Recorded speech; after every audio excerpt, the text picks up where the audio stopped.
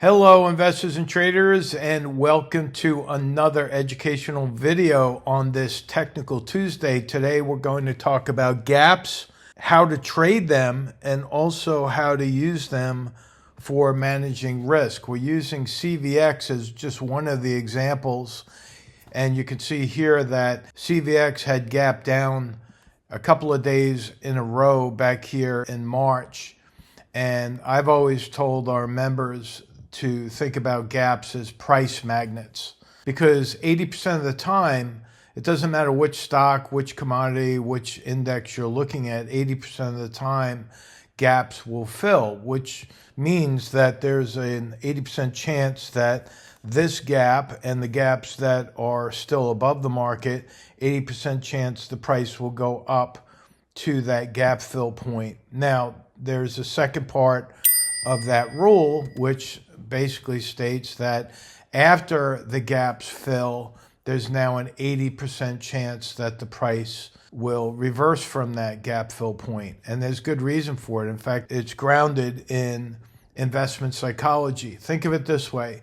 Imagine that on this day right here, you go out and you buy CVX. Now, understand that you're not seeing the rest of the candles that follow that red candle, but you think, well, this is an overreaction. This has to be a bottom. This is just craziness. I think CVX is going to go right back up. So you decide to buy it. And then what happens the very next day? It gaps down again. And then the days that follow, it continues to go lower. Well, here you are holding the stock up here at around 160, and you're no longer pursuing a profitable trade or an investment. You're just looking to get out at the break-even point. And that's the whole premise behind gaps, especially when stocks gap down, and why prices go up to that area and then reverse, because it's the folks that bought here, maybe even the folks that bought here and tried to cost average down, they're now looking to get out at their break-even point, and they'll be very happy to do that. So what happens is when the price gets up to that gap fill point, the sellers start to come in to bail out of what was a losing position, and now they're just getting out at break-even. And so if you're looking at CVX, and I encourage you to track this over time, watch this video today and then keep it on your watch list, you'll see that that's absolutely the case. Again, 80% of the time, the gaps will fill.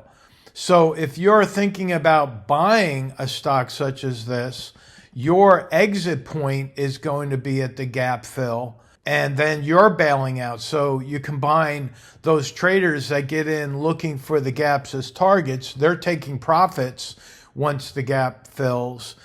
And then you combine that with the volume that's coming in from those who are trying to get out at break even. So those gap fill areas above the market tend to be resistance points.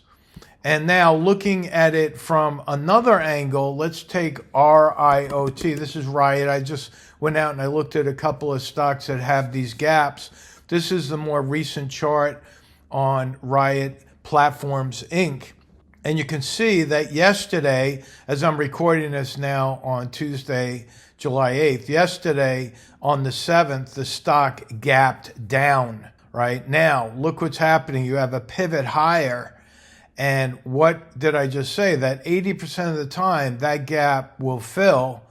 And then what happens after the gap fills? Well, it will most likely reverse. So imagine now you're taking a short position, or maybe you're an option trader and you're buying puts, anticipating that the stock is going to drop back to that moving average. What do? Well, you're using that gap fill area as a resistance point to manage risk.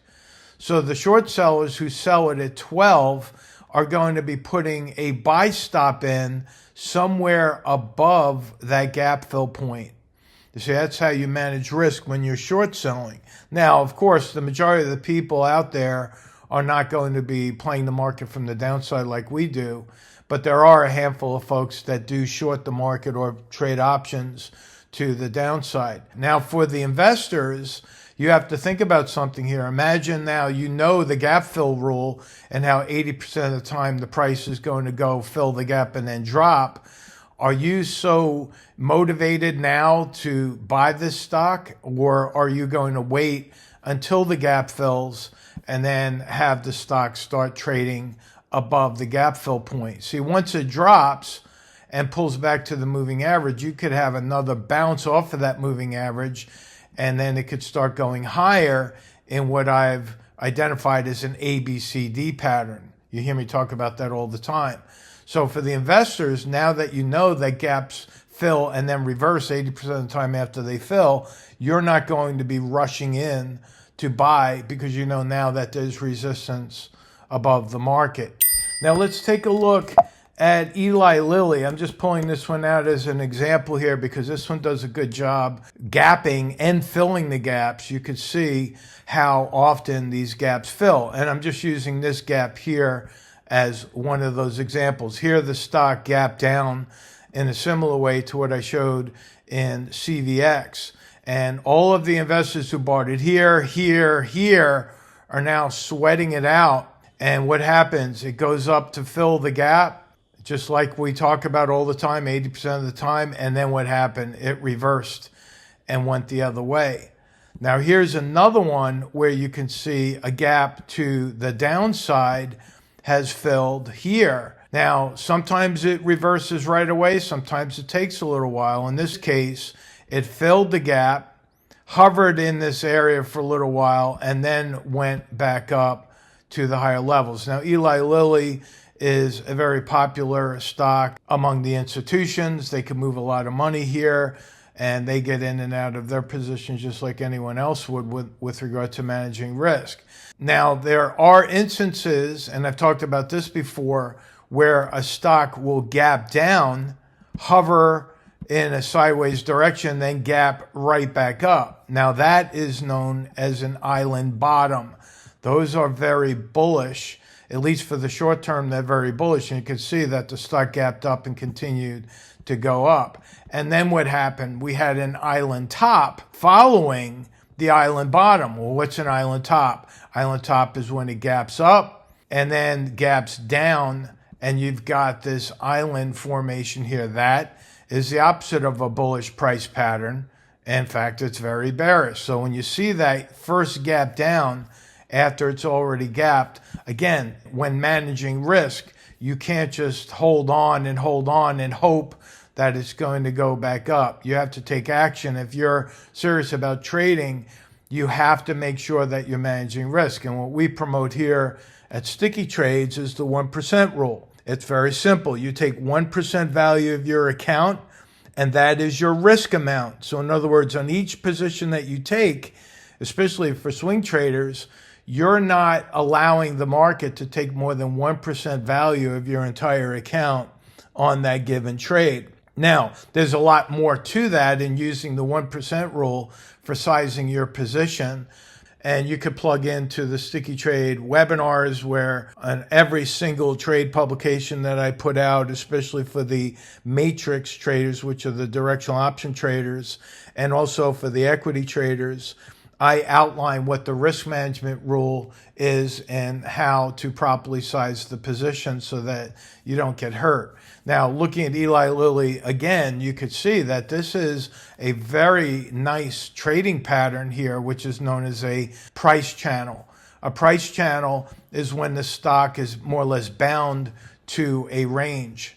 It came down here to 700, went up to 900, so you have a $200 price range here that option traders and swing traders can take advantage of. And so this is where we come in showing people how to use these techniques and trading strategies to put the odds in your favor. So I hope you enjoyed this edition of Technical Tuesday. Each and every week, I will cover a different topic or a different strategy, and we'll show you how to use the charts, not just to identify the entry and exit points, but also, like I just said, show you how to manage risk. So you have a good rest of the day. Remember, tomorrow is the Midweek Report live. Nod and I will be broadcasting live through YouTube. We'll be talking about the markets. I'll be talking about economic and geopolitical news to help you throughout the rest of the week. And then again on Friday, we have the weekly market report. So we got the 1, 2, 3 punch going for you. We added Technical Tuesday. We went live on the midweek report. And then the weekly market report, which is the most popular, will come out on Friday after the close. All right, you have a good rest of the day. We'll talk to you on the next video. So long.